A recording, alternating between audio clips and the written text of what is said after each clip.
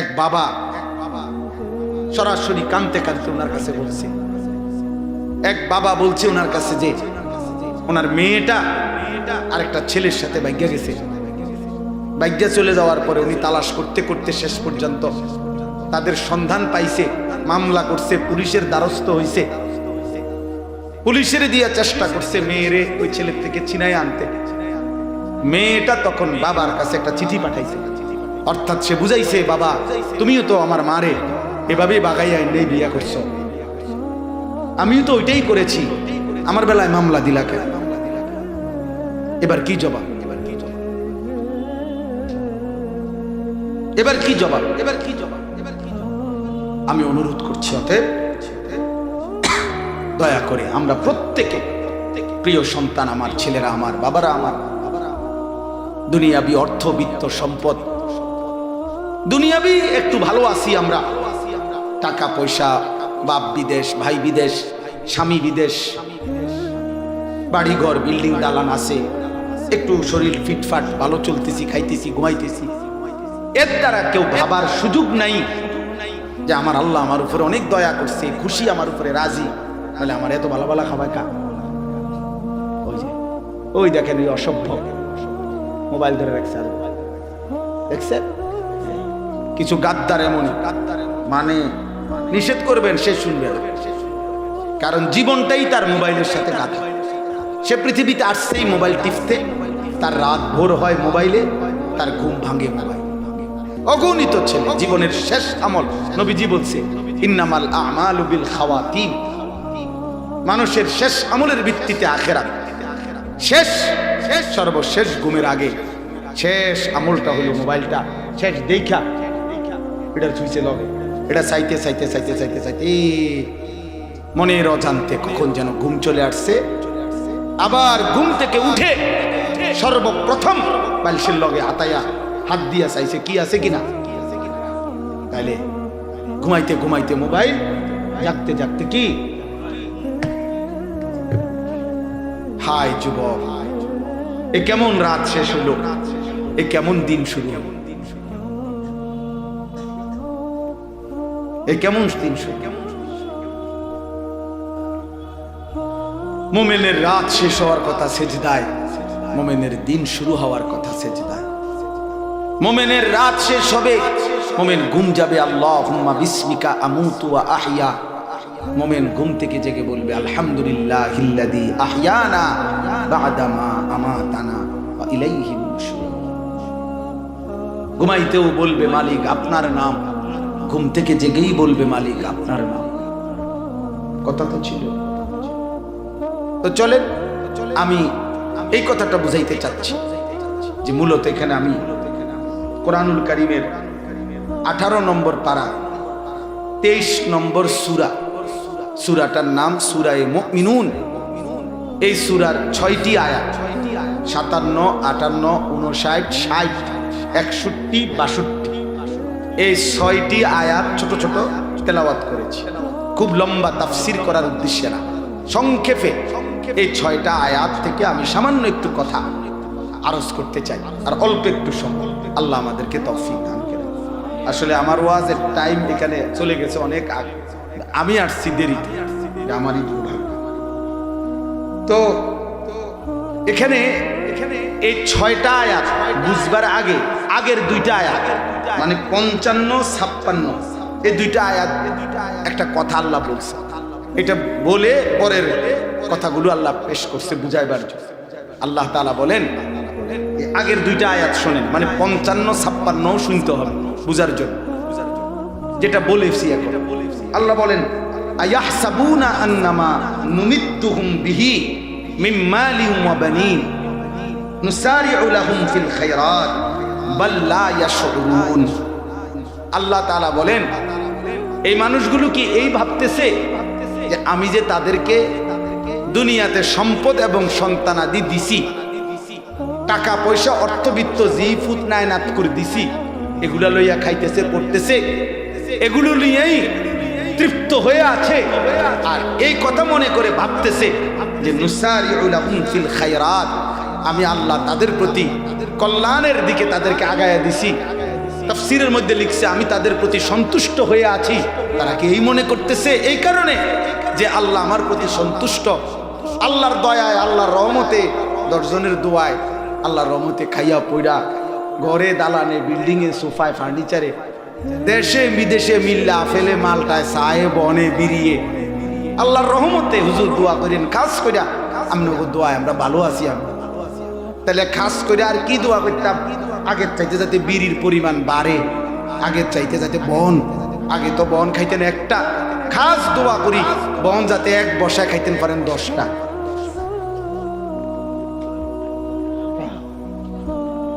দোয়া বাড়াইয়া করতে না, খাস দোয়া করলে তুমি বনের পরিমাণ বাড়বে। আমরা খাস দোয়া আল্লাহ উনি খুশি, খুব খুব তৃপ্ত।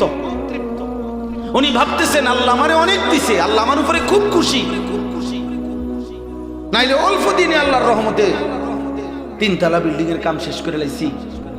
তারা 13 ফুটে আল্লাহর রহমতে মাসে মাসে টাকা পাঠাইতেছে।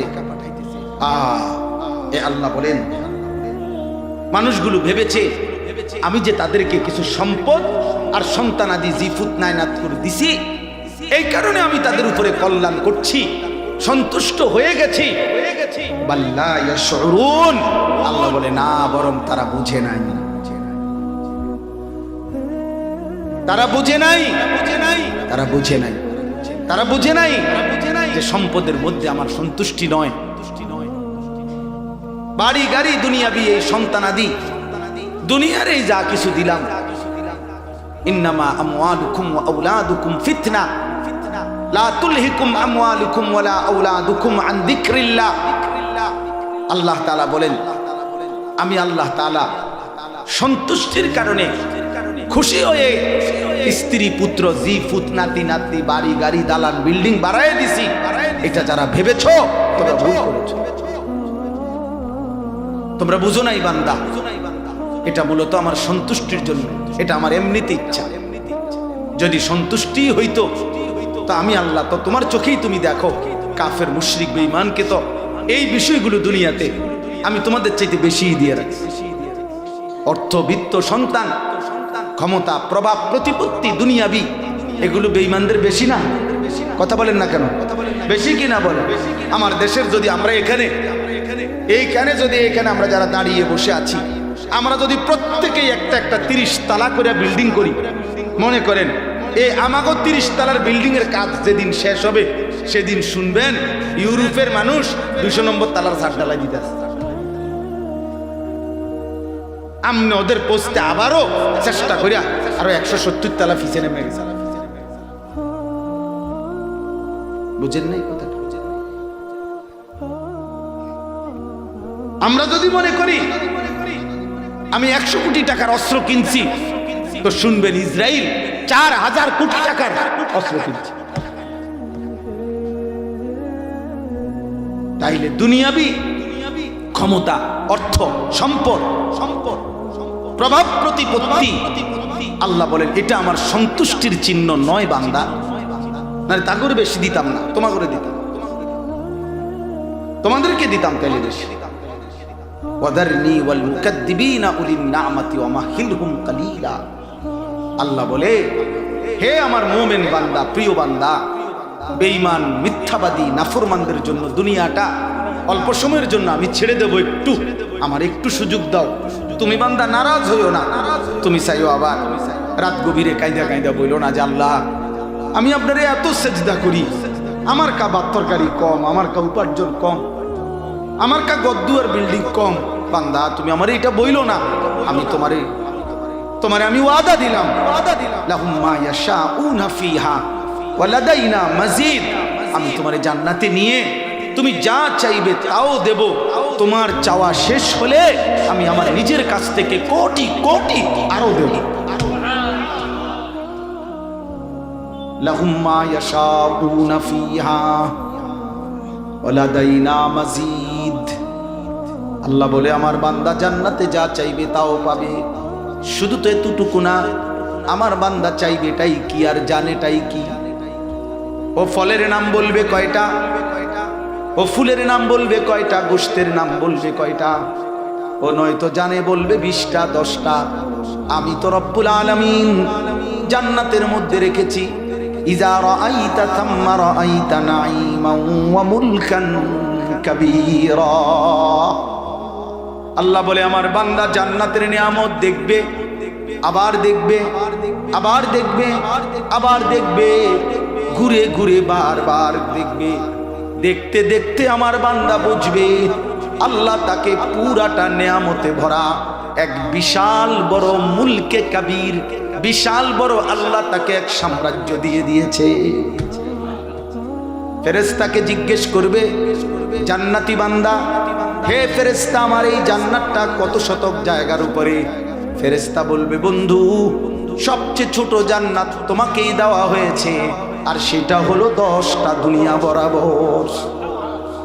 কয় দুনিয়া বরাবর? এবার আন্দাজ করেন এর চাইতে বড় জান্নাতগুলো কত বড়। আল্লাহ তৌফিক দান করে, আল্লাহ কবুল করে নেন, আল্লাহ জান্নাতি বানিয়ে দেন। এই জন্য দোস্ত আল্লাহ তাআলা বলেন দুনিয়া আমি দিচ্ছি, খাইতেছো পড়তেছো। তোমরা ছেলেরা আজকে বেশিরভাগ তোমরা এটা মনে করছো রে বাপ, একটা মোবাইল আছে, একটা মোটরসাইকেল আছে, 4টা জিনিস আজকের নওজোয়ানের বরবাদির সবচেয়ে বড় মাধ্যম। একটা বড় মোবাইল, 2 একটা মোটরসাইকেল, 3 একটি হারাম অসৎ চরিত্রহীন কোন মেয়ের সাথে সম্পর্ক, 4 অসৎ কিছু বন্ধুদের আড্ডা। এই 4 জিনিস যার জুটছে তার শয়তান 24 ঘন্টা তার লগে আছে।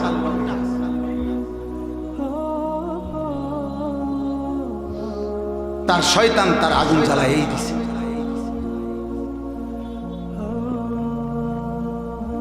এই জন্য আল্লাহ তাআলা বলছে বান্দা দুনিয়া পুরাটাও যদি দেই ভেবো না আমি তোমার উপরে সন্তুষ্টের জন্য দিছি না।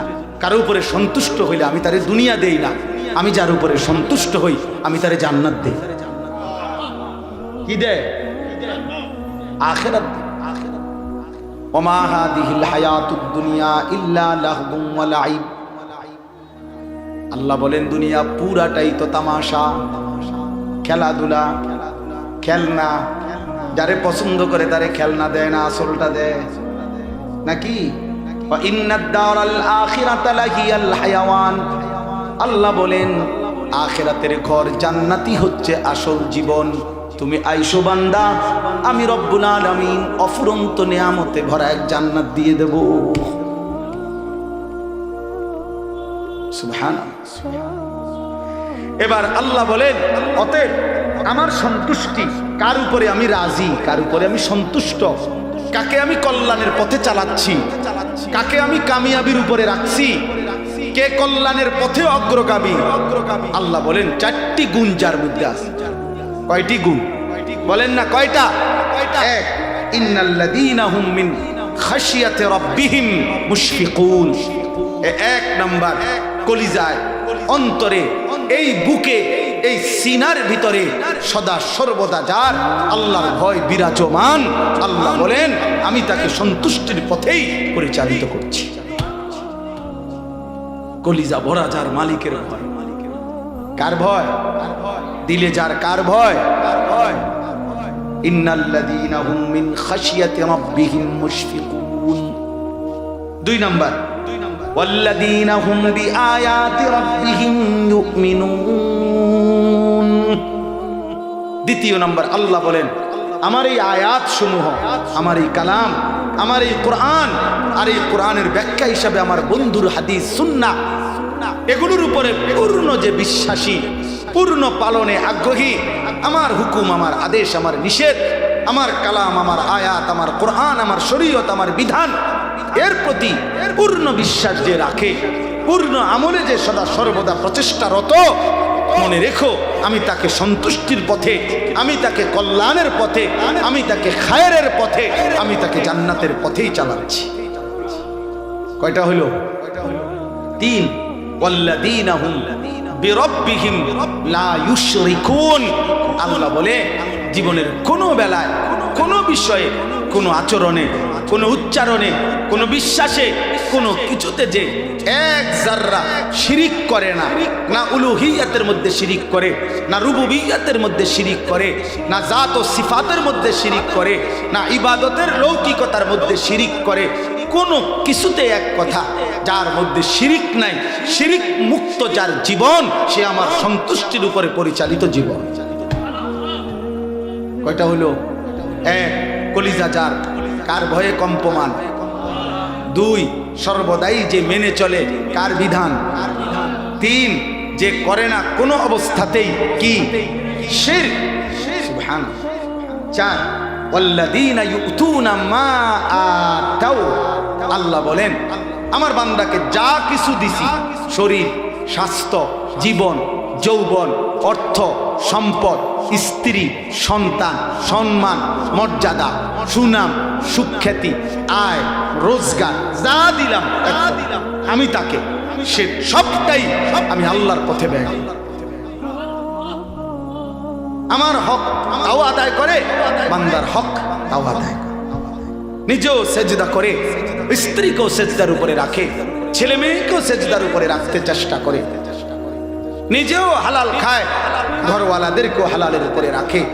অর্থাৎ সব কিছুতে নিজেও দান করে, সাদাকা করে, সম্পদ খরচ করে। এইভাবে আল্লাহ বলছেন যা তাকে দেওয়া হয়েছে আমি আল্লাহর পক্ষ থেকে, তার থেকে সে আমার নির্দেশনা মতেই ব্যবহার করে, খরচ করে, প্রয়োগ করে। আল্লাহ বলেন সে আমার সন্তুষ্টির পথেই আছে। অকুলুবুহুম ওয়াজিলাতুন আন্নাহুম ইলা রাব্বিহিম রাজিউন। এটা সাংঘাতিক কথা। আল্লাহ বলেন এই চারটি গুণ যার মধ্যে পূর্ণ মাত্রায় আছে। এক, যার কলিজায় কার ভয়। দুই, যে মেনে নেয় সকল আল্লাহর সকল কি বিধান। তিন, যে করে না শিরক, যে ব্যয় করে সবকিছু আল্লাহর পক্ষ থেকে যা পেয়েছে সবকিছু কার পন্থায়, আল্লাহর নির্দেশিত পন্থায়।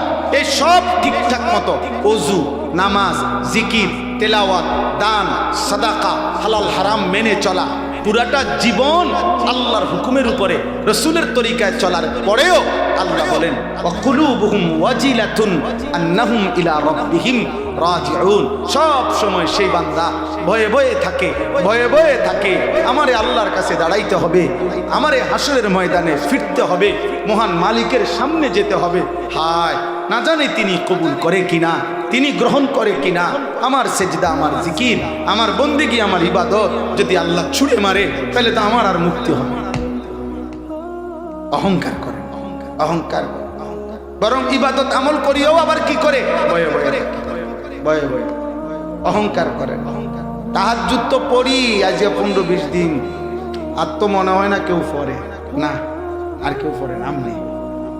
আমনি শেষ বাইজিদ বুঝতাম পৃথিবীতে যাইতে আছেন, আমনে মারা গেলে আর পৃথিবীতে আল্লাহর ওলির অভাবে পৃথিবী শেষ, সবটা বাপসা।